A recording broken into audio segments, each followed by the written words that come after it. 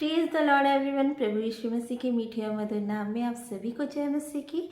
पिता परमेश्वर का प्रेम, उसका अनुग्रह आप सभी पे हमेशा हमेशा बना रहे। मेरे प्रियो, आज मैं एक ऐसा वचन लेके आई हूँ जो आपका हौसला बढ़ाएगा। उन भाई बहनों का, खासकर जो वचन को शेयर करते हैं, वचन को बांटते हैं, वचन को पढ़ते हैं, उसे समझते हैं प्रभु के अनुग्रह से, और फिर लोगों तक उसे शेयर करते हैं। फिर वो चाहे किसी गांव में जाके शेयर कर रहे हैं, या यूट्यूब के माध्यम से शेयर कर रहे हैं, या लोगों को, आसपास के लोगों को बताते हुए शेयर कर रहे हैं। ठीक है, तो ये इस तरीके से जो भाई बहन वचन को शेयर करते हैं, उनके लिए आज का ये वचन है, आज का ये संदेश है मेरी तरफ से। प्रभु ने मुझे आज का ये संदेश बनाने के लिए कहा है कि उनका हौसला बढ़े, वो टूटे नहीं। देखिए, जब हम YouTube पर हो, या गली गली जाकर हो, गाँव में जाकर हो, या फिर कहीं स्टेज में खड़े होकर, किसी भी प्रकार से हम नए नए प्रचारक बने हैं, नए नए प्रभु की शिक्षा को बांट रहे हैं।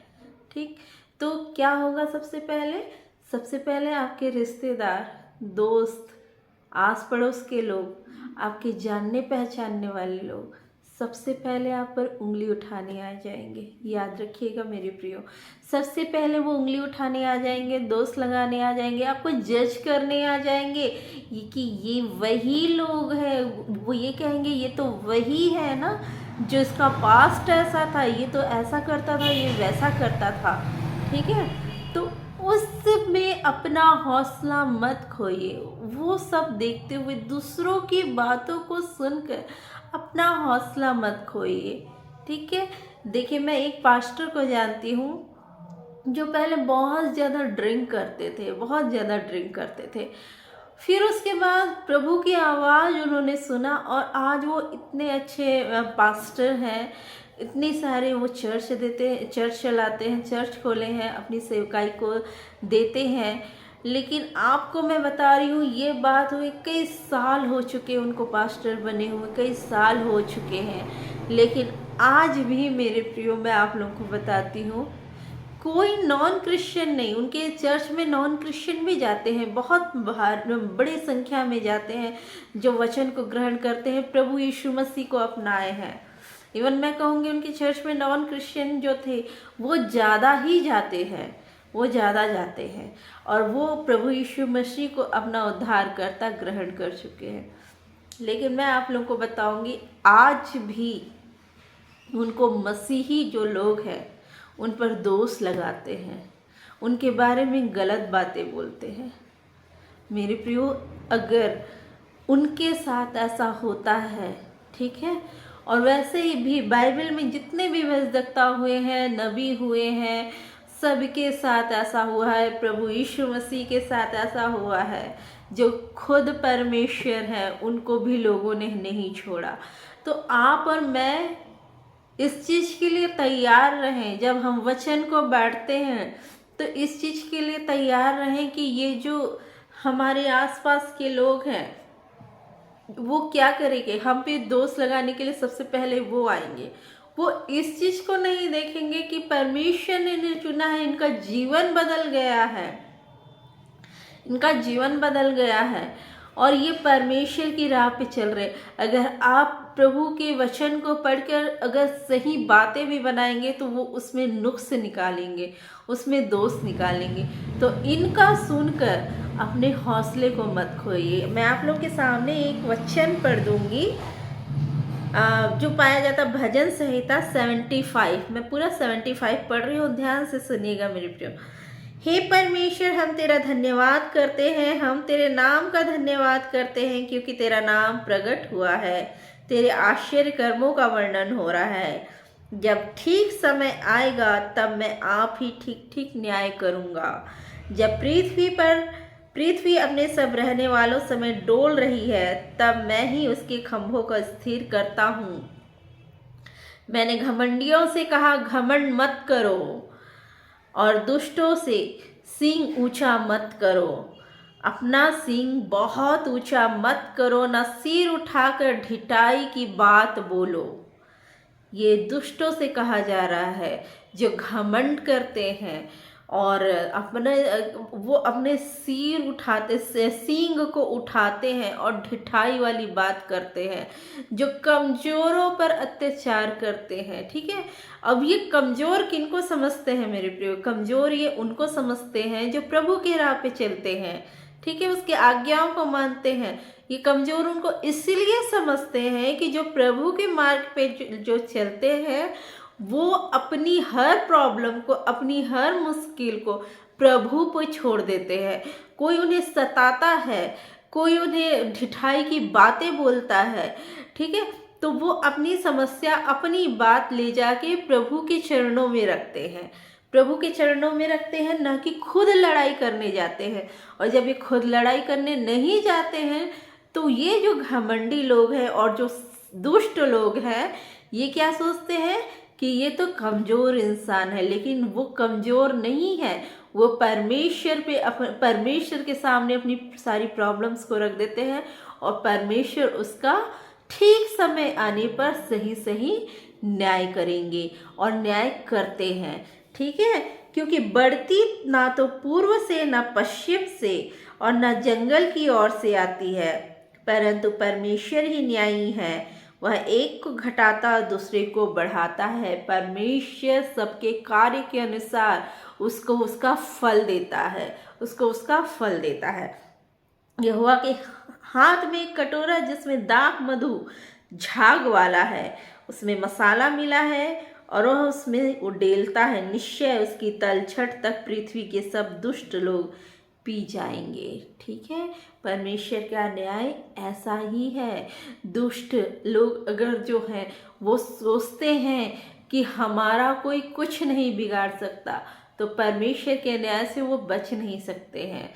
आगे लिखा है, परंतु मैं सदा प्रचार करता रहूँगा, परंतु मैं सदा प्रचार करता रहूँगा। मैं याकूब के परमेश्वर का भजन गाऊँगा। दुष्टों के सब सींगों को मैं काट डालूंगा, परंतु धर्मी के सींग ऊंचे किए जाएंगे। हमें धर्मी बन के रहना है, हमें हमेशा प्रचार करना है। इन सब मुसीबत को देखते हुए हौसला नहीं तोड़ना है, चुपचाप घर में नहीं बैठ जाना है कि सामने वाला मुझे अजीब नज़रों से देख रहा है या सामने वाला मेरे बारे में गलत बातें कर रहा है। ये नहीं सोचना है मेरे प्रियो। सारी चीज़ों को परमेश्वर पे छोड़ दीजिए, सभी बातों को परमेश्वर पे छोड़ दीजिए। वो हमारा न्यायी परमेश्वर है, वो हमारा न्याय करेंगे। ऐसा कोई इंसान नहीं है प्रभु यीशु मसीह को छोड़कर, ऐसा कोई नहीं जिसने पाप ना किया हो। सभी ने पाप किया पृथ्वी पर, सभी ने पाप किया जगत के स्टार्टिंग से लेकर सभी ने पाप किया। जितने नबी थे, जितने भविष्यवक्ता थे, उन सभी से गलतियां हुई हैं, लेकिन उन्होंने अपना हौसला नहीं छोड़ा, क्योंकि परमेश्वर के सामने गए, घुटने टेके, उनसे माफ़ी मांगे। ठीक है, और उसके बाद प्रभु ने उन्हें माफ़ किया। आज हर एक जन से परमेश्वर प्रेम करते हैं। मैं ये नहीं कहती आप लोगों की कि जो शिक्षा मैं दे रही हूँ आप लोग मेरे वीडियो को शेयर कीजिए, सच कहती हूँ, मैं नहीं कहती ये, मैं नहीं कहती। कुछ लोग ये सोचते हैं कि हम YouTube पे आ रहे हैं, वीडियोस बना रहे हैं और बहुत सारा हमारे सब्सक्राइबर हो जाएंगे और उसके बाद हम अर्न करने लगेंगे। तो ये मेरी थिंकिंग नहीं है। अगर मेरा वीडियो कभी आप लोग देखे होंगे, कभी 100 लोग देखते हैं, कभी 400 देखते हैं, कभी 50 देखते हैं, कभी की तो 8, 9, 10, 12, 22 ऐसे देखते हैं। लेकिन उसमें भी मैं परमेश्वर का धन्यवाद देती हूँ कि परमेश्वर धन्यवाद देती हूँ कि ये लोगों ने वीडियोस को देखा, और परमेश्वर दुआ करती हूँ मैं उन सभी लोगों के लिए कि कुछ वचन को वो सुनकर उनके जीवन में बदलाव आए, उनके जीवन में बदलाव आए, वो परमेश्वर को अपने आप को सौंपे। देखिए, मैं अपने हर वीडियो में आप लोग से ये कहती हूँ, अंत एकदम करीब है, अंत इवन द्वार पे खड़ा है। परमेश्वर प्रभु यीशु मसीह खटखटा रहा है, खोल दीजिए। एक बार जब प्रभु यीशु मसीह बादलों पे आके हमको ले जाएंगे तो अनुग्रह का समय खत्म हो जाएगा मेरे प्रियो। फिर आप लोग चाहे जितनी कोशिश कर लें, अनुग्रह नहीं मिलेगा। ये अनुग्रह का समय है, ये अनुग्रह का समय है। हम गलती कर रहे हैं, हमें माफ़ी मिल रही है, हम माफ़ी मांग रहे हैं, हमको माफ़ी मिल रही है। लेकिन जब प्रभु यीशु मसीह बादलों पे आएंगे तो ये नहीं, और जब वो अपने लोगों को लेके चले जाएंगे तो बचे हुए लोगों को बहुत स्ट्रगल करना पड़ेगा, बहुत ज़्यादा। आज की डेट में भी हम स्ट्रगल करते हैं जब हम लोगों को देखते हैं कि वो हमारे बारे में क्या सोचते हैं, हमारे बारे में क्या बोलते हैं। हम स्ट्रगल कर रहे हैं, हम बहुत स्ट्रगल कर रहे हैं, और प्रभु यीशु मसीह इस चीज़ को देखते हैं कि हमारा स्ट्रगल कैसा है, हम किस चीज़ से जूझ रहे हैं, और वो हमारे हर एक आंसू का बदला उन सभी से लेंगे, ये हम जानते हैं। लेकिन फिर भी हम यही दुआ करते हैं कि उन सभी को परमेश्वर अपनी ज्ञान और बुद्धि से भर दे, और वे सभी अपने मन को बदलें, वो सभी अपने मन को बदलें और प्रभु के राह पे चलें, और लोगों पे दोष लगाने वाले ना हो, लोगों के ऊपर दोष लगाने वाले ना हो, परंतु वचन जो जीवन को बदलता है उसे ग्रहण करें और उसके अनुसार अपने जीवन को चलने वाले हों। तो मैं उन सभी भाई बहनों से कहूँगी जो मेरी तरह हैं, जो परमेश्वर ने जिन्हें चुना हुआ है और वचन को वो शेयर करते हैं, लोगों को बताते हैं, उनसे वचन के थ्रू बात करते हैं, वो क्या करने निकलते हैं प्रियो? वो प्रभु के लिए आत्मा को जीतने निकलते हैं, वो प्रभु के लिए आत्मा को जीतने निकलते हैं। तो आप लोग सभी जो प्रभु के लिए आत्मा को जीतने निकले हैं, अपना हौसला मत खोइए। ऐसे लोगों की बातों को सुनकर अपना हौसला ना खोएं, परंतु सारी बातों को परमेश्वर के सामने रखें, उन सभी लोगों को माफ़ कीजिए और फिर उसके बाद प्रभु के वचन में बढ़िए। परमेश्वर हमें भूखा रहने नहीं देते, परमेश्वर हमें छत देते हैं, हमें भूखा रहने नहीं देते, हमें अच्छे कपड़े देते हैं, ठीक है। वो हमारा ख्याल रखते हैं, हमको वचन को शेयर करना है।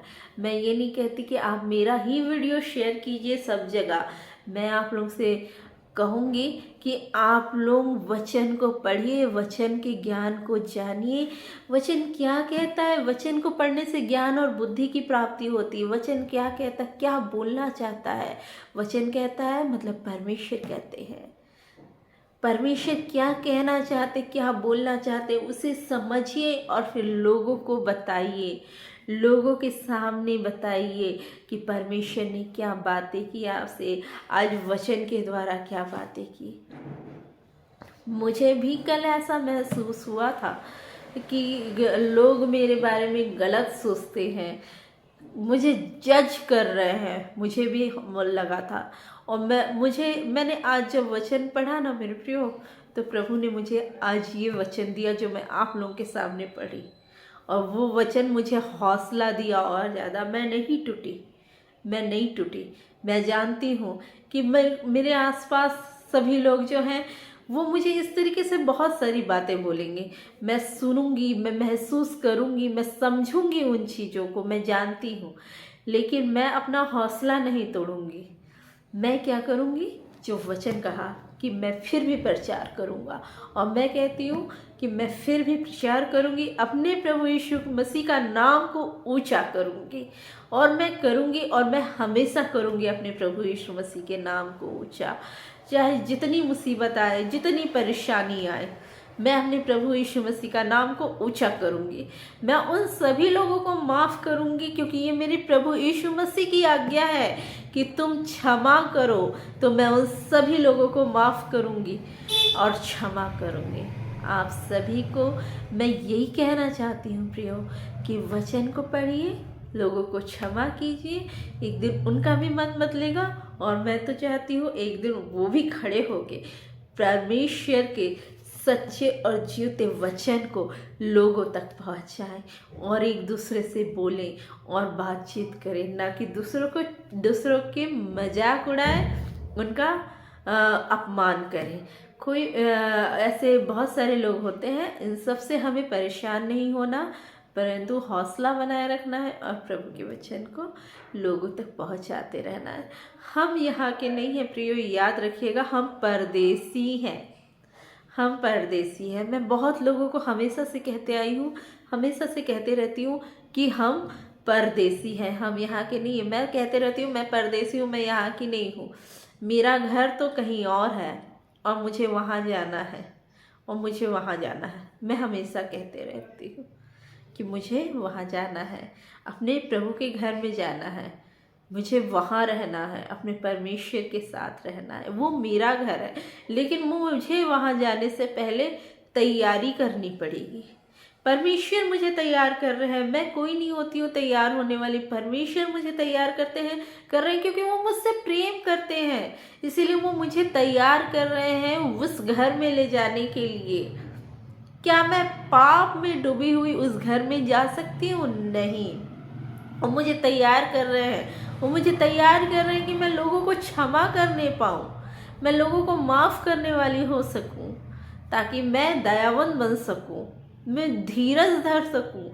ये मुझे तैयार कर रहे हैं मेरे परमेश्वर, ताकि मैं वहाँ जा सकूँ। मुझे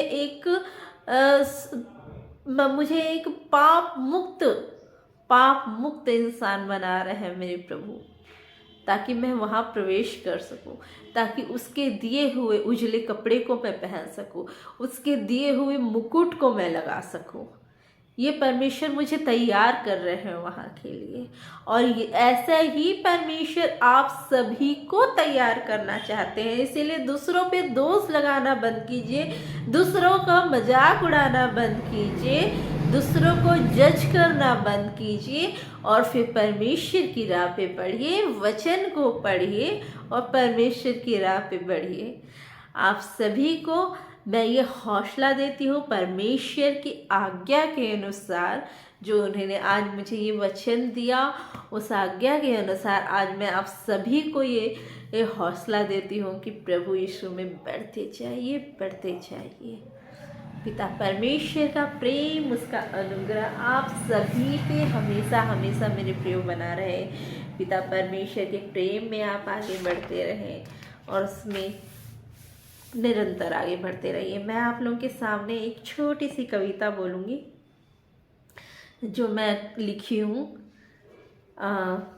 मांगती हूँ ए दुआ खुदा मैं, ए खुदा मांगती हूँ दुआ मैं, ए खुदा, जब मैं तेरे घर आऊँ तो मुझे बच्ची बना देना, मेरे पापा का दिया हरा फ्रॉक मुझे पहना देना, मेरी मासूमियत मुझे लौटा देना, अपना प्यार मुझ में भर देना, मेरी मम्मी का दिया फूलों वाला सफ़ेद हेयर बैंड मुझे लगा देना, अपनी बाहों में मुझे रखना खुदा, बहुत काम है थक गई हूँ मैं, जब मैं तेरे घर आऊँ तो मुझे अपने गोद में सुला लेना, बहुत दुख है यहाँ खुदा, मैं घर आना चाहती हूँ, जब मैं तेरे घर आऊँ तो मुझे गले से लगा लेना।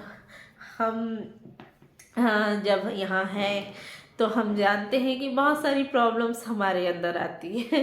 तो ऐसे ही कुछ हुआ तो प्रभु की, मैं जो भी लिखती हूँ या जो भी कविता लिखती हूँ वो मैं प्रभु की आज्ञा के अनुसार लिखती हूँ, उसकी उपस्थिति में लिखती हूँ, मैं उसकी उपस्थिति में लिखती हूँ। तो ये कविता भी मैंने प्रभु की उपस्थिति में ही लिखा है। तो आप सभी को जय मसीह की, आप सभी प्रभु के प्रेम में आगे बढ़ते रहे। आप सभी को प्रेज द लॉर्ड एवरीवन।